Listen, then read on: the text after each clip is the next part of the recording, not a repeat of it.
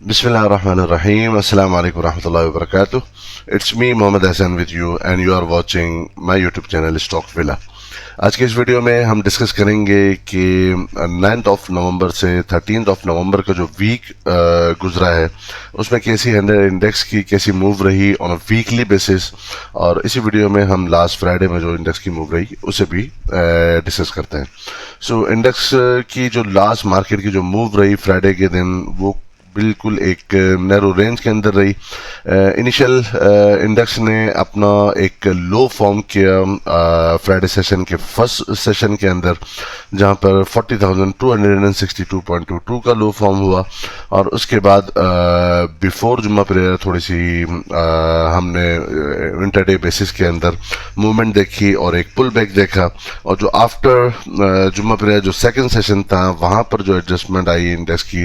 वो सिर्फ 4.79 points add हुए इंडेक्स के अंदर पॉइंट्स वाइज, जो कि परसेंटेज में 0.01%, और ऑलमोस्ट जहां पर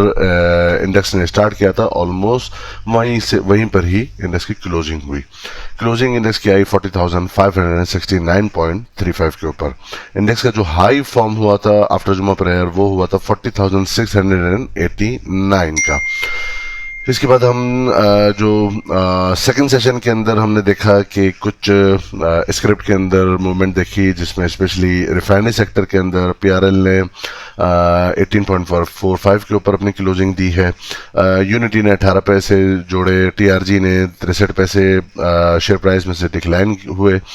केल ने 2 पैसे की इसकी शेयर प्राइस में इंक्रीज हुआ और 3.57 के ऊपर क्लोजिंग हुई। एमएलसीएफ ने कुछ बाउंस लिया, ऑलमोस्ट 39 के पास इसकी सपोर्ट बनती थी, वहां से बाउंस लेकर 40.36 के ऊपर इसकी क्लोजिंग हुई। KOSM ने 44 पैसे जोड़े, हेस्कोल ने 2 पैसे जोड़े। अल शहीर जो अपर लॉक लग रहा था वहां पे प्रॉफिट टेकिंग देखी गई और 20.21 के ऊपर इसकी क्लोजिंग हुई। पावर सेगमेंट ने 7 पैसे जोड़े और BIPL ने 1 पैसा जोड़ा। इसके बाद हम सबसे पहले वीकली बेसिस पे देख लेते हैं FIPI का डेटा। तो वीकली बेसिस पे अगर हम देखें तो 9th ऑफ नवंबर से 13th ऑफ नवंबर तक जो बाइंग साइड पर रहे वो लिपी के अंदर 7.36 मिलियन की बाइंग हुई USD की, और फीपी ने 7.36 मिलियन USD की नेट सेलिंग की है। डिटेल में अगर हम देखते हैं तो जो सबसे बड़े बायर रहे इस पूरे वीक के अंदर वो हमारे इंडिविजुअल्स रहे, जिन्होंने 7.52 मिलियन USD की नेट बाइंग की है। इनके अलावा बैंक्स ने अच्छी बाइंग की है, 3.30 मिलियन USD की। Other than these two insurance companies की तरफ से बाइंग है 1.45 मिलियन USD की, और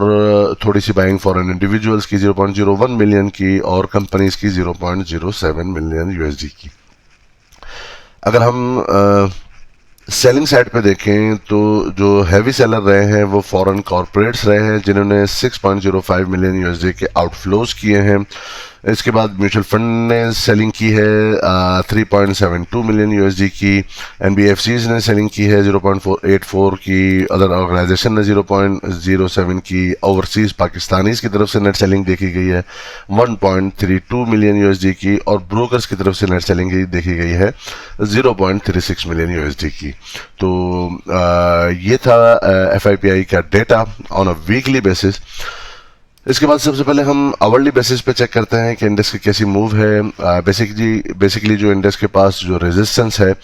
वो ये इस ट्रेंड लाइन की स्ट्रॉन्ग रेजिस्टेंस अभी चल रही है, जहां पर आप ये देखें कि यहाँ पर इंडेक्स ने अपना हाई फॉर्म करने के बाद यहाँ से रिजेक्शन आई। थर्ड टाइम जब यहाँ पर वापस से इस ट्रेंड लाइन के पास इंडेक्स आया, मार्केट आई, तो यहाँ से रिजेक्शन आई, और फिर डबल बॉटम लगाने के बाद अगेन जब इसी ट्रेंड लाइन के पास फोर्थ टाइम इंडेक्स आया तो यहाँ पर अगेन हमने सेलिंग देखी। यहाँ पर अगर हम नोट करें तो ये एक मंडे का दिन था जहाँ पर एक छोटी सी कैंडल फॉर्म हुई थी, और उसके बाद जो फाइजर कंपनी की तरफ से जो एक वैक्सीन की ओवरऑल पूरी दुनिया के अंदर एक न्यूज़ आई कि 90% एक्यूरेसी हो रही है और वैक्सीन अच्छी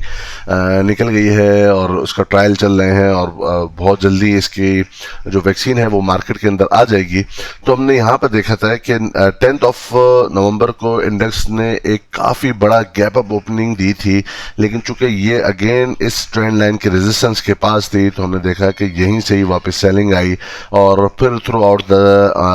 वीक हमने देखा कि जो इंडेक्स ने अपना हाई फॉर्म किया था उसके बाद से इंडेक्स के अंदर सेलिंग प्रेशर आया और जहां पर इस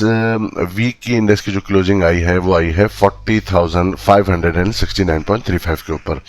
यहाँ पे जो इंडेक्स ने रिबाउंड्स लिया था लास्ट फ्राइडे को, चूंकि यहाँ पर आरएसआई अपने ओवरसोल्ड रीजन में मौजूद था और यहाँ पर हॉरिजॉन्टल एक सपोर्ट मौजूद थी 40,250 के अराउंड में, तो ये एक बाउंस आया है, लेकिन अभी भी ये बाउंस उस तरह का नहीं है कि जिसके अंदर हम अपनी बाइंग प्लान कर सकें। इंडेक्स के पास जो अभी जो सपोर्ट्स नेक्स्ट वीक के लिए हम वीकली बेसिस पे बात करेंगे, चूंकि अभी मेरी काफ़ी तबीयत कुछ सही नहीं है जिसकी वजह से मैं कंटिन्यूसली वीडियोस नहीं बना पा रहा तो हम वीकली बेसिस पे ही देखेंगे कि इंडेक्स का अभी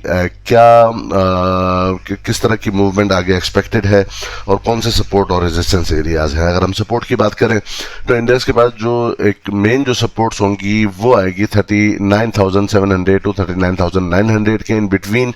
जहां पर इंडेक्स पहले भी अपनी सपोर्ट बना चुका है और जो अल्टीमेट जो इंडेक्स के पास सपोर्ट आएगी वो अगेन ट्रिपल बॉटम हो सकता है जो कि 38,500 से लेकर 38,850 के इन बिटवीन है। इसके बाद अगर हम पहले डेली बेसिस पे बात करें तो अगर आप दोस्तों को याद हो तो जिसपे हमने ये डिस्कस किया था बेसिकली कि ये डेली बेसिस पे अगर आप देखें तो ये एक ट्रेंड लाइन की रेजिस्टेंस मौजूद है जहां पर इंडेक्स अभी भी एक कंसोलिडेशन वाले एरिया के अंदर मौजूद है। हम अपने प्रीवियस वीडियोस में ये डिस्कस कर चुके थे कि जो एक एलिट वेव्स की थ्योरी थी उसके बाद जो ये फिफ्थ वेव के बाद जो एक करेक्शन आनी है, तो ये करेक्शन डिफरेंट टाइप की हो सकती है, जिसके अंदर हमने डिस्कस किया था कि जिगजैग फॉर्मेशन हो सकती है, जिसके अंदर हमने डिस्कस किया था कि ये एक कॉम्प्लेक्स करेक्शन आ सकती है, ट्रायंगुलर पैटर्न है। तो अगर हम फिलहाल अभी देखें, अभी तक कोई पैटर्न की फॉर्मेशन नहीं हुई है, लेकिन जस्ट अजम्पशन अगर हम देखते हैं तो ये फिलहाल अभी हमें एक ट्रायंगल पैटर्न की फॉर्मेशन लगती है जहां पर इंडेक्स कंसोलिडेट कर रहा है अपने आप को 42 बल्कि हम ये वाला अगर एरिया लें 41,900 और इन बिटवीन 38,600 के इन बिटवीन तकरीबन 3,500 पॉइंट्स का एक गैप है जहां पर इंडेक्स कंसोलिडेट कर रहा है। यहाँ पर इंडेक्स सपोर्ट जहां से इंडेक्स ने फर्स्ट टाइम यहाँ पर सपोर्ट ली थी एक हैवी करेक्शन के बाद, अगेन जब इंडेक्स वापस इसी जगह आया तो यहाँ पर करेक्शन ली थी, लेकिन अभी तक ये अपना जो हाई एक और फॉर्म किया इंडेक्स ने, हालांकि मार्केट में पॉजिटिविटी बहुत थी, all over the world market ने बहुत अच्छा रिस्पांस किया, लेकिन इंडेक्स की जो मूव लग रही है इतनी अच्छी पॉजिटिव न्यूज के बाद भी इंडेक्स अपने लो फॉर्मेशन की तरफ जा रहा है और अपनी इस रेजिस्टेंस को नहीं तोड़ा। इसका मतलब ये है कि इंडेक्स अभी भी कंसोलिडेशन मूड के अंदर है, जहां पर अगर हम वीकली बेसिस पे देखते हैं तो आप ये देखेंगे कि इंडेक्स जब अपने हाई के पास आता है तो वहां पर रिजेक्शन आती है, यहां पर भी अपने हाई के पास आने के बाद रिजेक्शन आई है, और अगेन जब अपने लो के पास और सपोर्ट के पास आता है तो वहां से सपोर्ट आ जाती है। तो बेसिकली इंडेक्स की ये अगर हम देखें कि 1 2 3 4 5 6 7 वीक्स ऑलमोस्ट हो चुके हैं, तकरीबन 1.5 महीने के करीब, जहां पर इंडेक्स इस बैंड के अंदर 38,500 टू 41,900 या 42,000 रफ एक एरिया डिफाइन कर सकते हैं। इसके इन बिटवीन ही कंसोलिडेट कर रहा है, न अपने हाई को ब्रीच कर रहा है कि वहां से अपवर्ड मोमेंटम कंटिन्यू हो जाए, और न ही अपने लो को ब्रीच कर रहा है सपोर्ट को कि हम ये कहें कि यहाँ पर हेल्दी करेक्शन आगे आने वाली है। जब इस तरह की कोई फॉर्मेशन हो जो बेसिकली एक साइड वेज की और अबिट हम इसे ये कह सकते हैं कि एक बियर का पल्ला थोड़ा सा भारी है, तो इस तरह की चॉपी मार्केट के अंदर हम कैसे अपनी ट्रेड लेते हैं। अगर आपको याद हो कि जिस तरह जो एक बुलिश जब रैली चलती है तो वहां पर तमाम के तमाम शेयर्स आगे चलते हैं और इंडेक्स अपवर्ड मूव बनाता है। जब ये करेक्शन और एक कंसोलिडेशन वाला एरिया होता है तो उस वक्त बेसिकली ट्रेड उस तरह आसान नहीं होती। ये एक बड़ी मुश्किल ट्रेड होती है कि हम ये नोट करते हैं कि हम बाइंग करते हैं तो वहाँ पे सेलिंग आ जाती है, हम जब अगर कोई शॉर्ट सेल करता है तो वहाँ पे बाइंग आ जाती है। तो इस तरह की मार्केट के अंदर क्या करना चाहिए? तो पहले तो अगर हम ये देखें कि पहले डेली बेसिस पे इंडेक्स की जो क्लोजिंग आई है वो बॉलिंजर बैंड के जो 20 DMA लाइन है उससे नीचे की आई है, जो एक बेरिश सिग्नल को इंडिकेट करता है। अलबत्ता नीचे अभी भी हमारे पास 39,900 की और अल्टीमेट जो बॉटम है 38,600 के अराउंड में वो हमारे पास अभी भी मौजूद है। अगर आप ये नोट कीजिए कि जो यहाँ पर बॉलिंजर बैंड की विड्थ थी वो बहुत ज्यादा वाइडन थी, और अब ये वाली जो विड्थ है ये वाइडन नहीं है बल्कि एक साइडवेज की मूव है। न बॉलिंजर बैंड अपवर्ड मूव बना रहा है, न बॉलिंजर बैंड नीचे अप डाउनवर्ड मूव बना रहा है जिस तरह की यहाँ पे डाउनवर्ड मूव थी। ये एक साइडवेज की मूव है जो एक कंसोलिडेशन को बताती है। यही चीज हम वीकली बेसिस पे भी देख रहे हैं कि ये एक साइडवेज की 7 वीक्स हो चुके हैं और अभी तक इंडेक्स एक रेड कैंडल की फॉर्मेशन होती है वीकली बेसिस पे। अगेन जब इंडेक्स नीचे ड्रैग होकर अपने सपोर्ट के पास आता है, फिर एक पुल बैक आता है और एक पॉजिटिव कैंडल फॉर्म होती है, फिर then again negative candle, positive candle, negative candle, positive candle, फिर अगेन नेगेटिव कैंडल। तो ये बेसिकली इंडिकेट ये कर रहा है कि इंडेक्स ये साइडवेज के अंदर है। और इसकी कंफर्मेशन हमें इस तरह भी होती है कि अगर हम वॉल्यूम्स को देखें तो डेली बेसिस पे भी और वीकली बेसिस पे भी वॉल्यूम्स बहुत ज़्यादा सुकड़ते जा रहे हैं। यहाँ पे देखें जो बिलियंस में 2 बिलियन के करीब वॉल्यूम जनरेट होते थे वीकली बेसिस पे, अब वो कम होकर सिर्फ 774 मिलियन के करीब वॉल्यूम जनरेट हुए इस वीक के अंदर।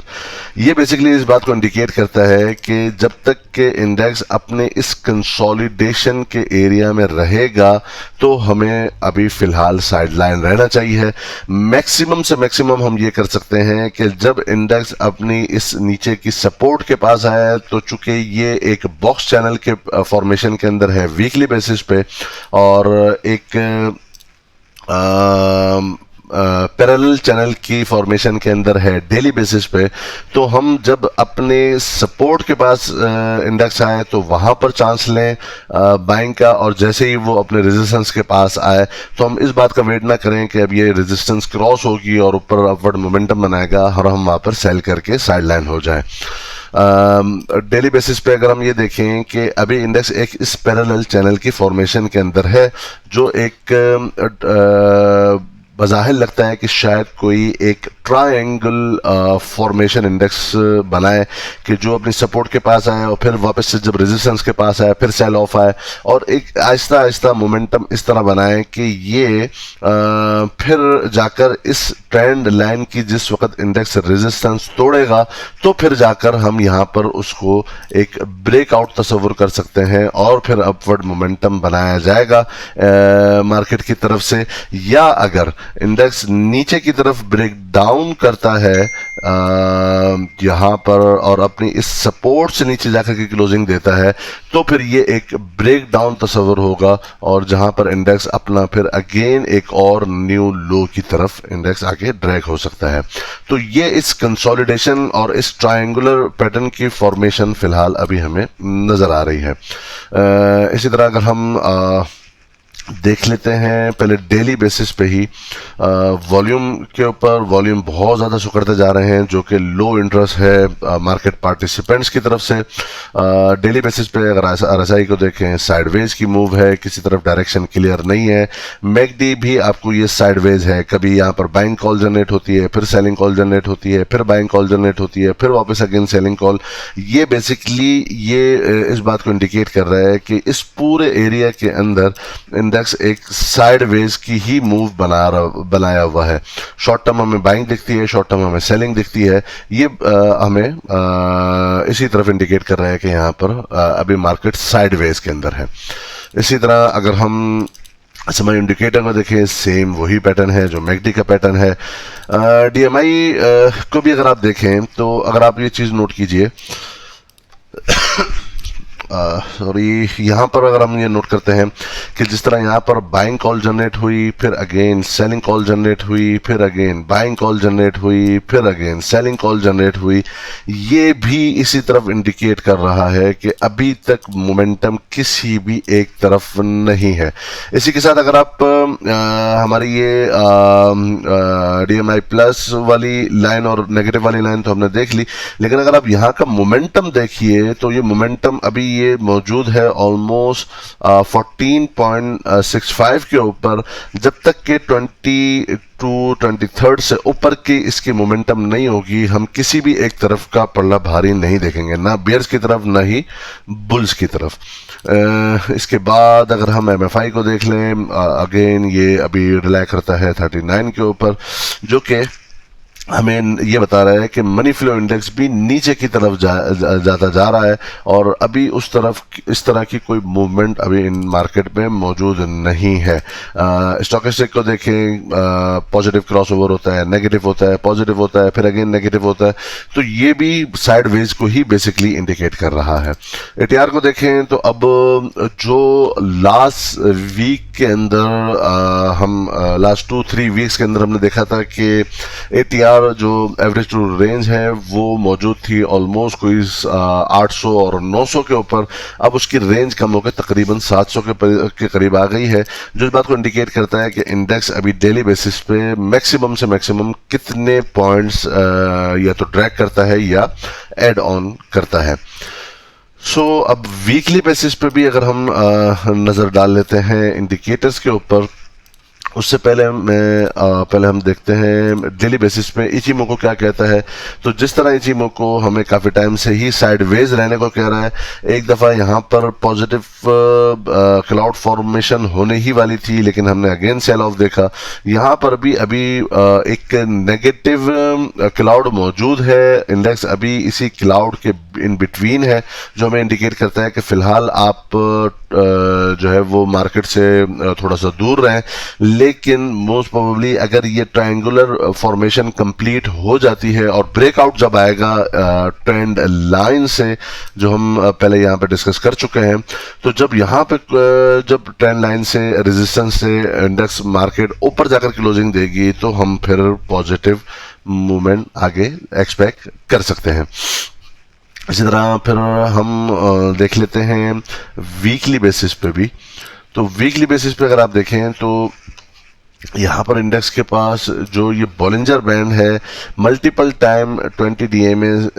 लाइन को यहाँ पर एज अ सपोर्ट ले चुका है, यहाँ पर भी ले चुका है, यहाँ पर भी ले चुका है, यहाँ पर भी ले चुका है, और अब बॉलिंजर बैंड की जो 20 DMA लाइन की जो सपोर्ट अभी इंडेक्स के पास मौजूद है वो तकरीबन 39,934 के पास, जो नेक्स्ट वीक ऑलमोस्ट 40,000 के पास आ जाएगी, जो इस बात को इंडिकेट करता है कि अगर market on a weekly basis 40,000 से अबव ही ट्रेड करती रहे तो अभी भी ये पॉजिटिव जोन के अंदर ऑन अ वीकली बेसिस मौजूद है। इसके बाद वॉल्यूमेट्रिक बेसिस पे हम पहले डिस्कस कर चुके हैं, तो काफ़ी ज़्यादा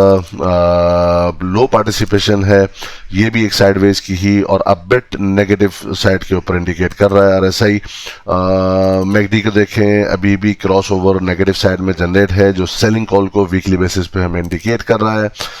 SMI इंडिकेटर पर भी देखें, वो भी काफ़ी पहले ही लास्ट वीक ऑफ सितंबर से ही क्रॉस ओवर नेगेटिव साइड में जनरेट किया हुआ है, जो हमें ये बता रहा है कि आप जो है मार्केट के अंदर अभी पॉजिटिविटी फिलहाल मौजूद नहीं है, नेगेटिविटी फिलहाल मार्केट पे मौजूद है। DMI को देखें तो अगेन यहाँ पर एक लास्ट वीक के अंदर नेगेटिव क्रॉसओवर था और इस वीक फिर पॉजिटिव क्रॉसओवर है, लेकिन मोमेंटम काफ़ी लो है। वीकली बेसिस पे भी 18.45 के ऊपर ये ब्लू लाइन मौजूद है, जो इंडिकेट कर रही है कि मोमेंटम किसी भी एक तरफ का तेज नहीं है अभी। इन शॉर्ट अगर हम बात करें तो इन शॉर्ट ये है कि मैक्सिमम से मैक्सिमम हमारे पास क्या ऑप्शंस हैं अभी ट्रेड करने के लिए। एक ऑप्शन तो हमारे पास ये मौजूद है, या इसी तरह